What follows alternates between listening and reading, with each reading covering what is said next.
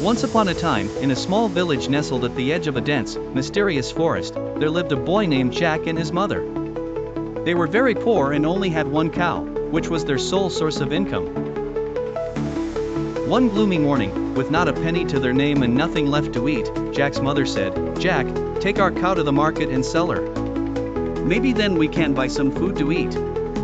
With a heavy heart, Jack headed to the market, leading their beloved cow down the winding path. On the way, he encountered a peculiar old man with a long white beard and twinkling eyes.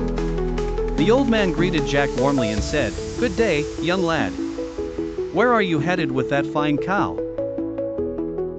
Jack explained his plight, and with surprising quickness, the old man said, "I have a proposition for you.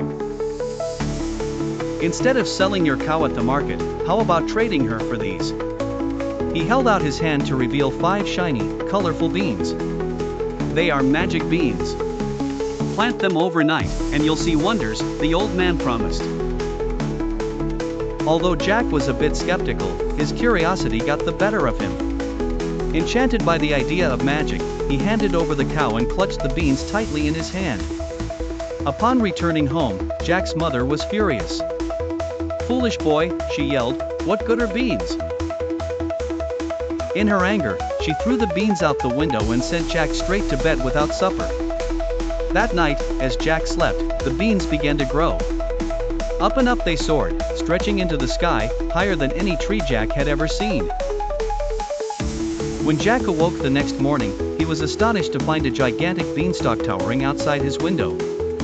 Without a moment's hesitation, he climbed onto the beanstalk, eager to see what awaited him at the top. To his amazement, Jack discovered a land high above the clouds.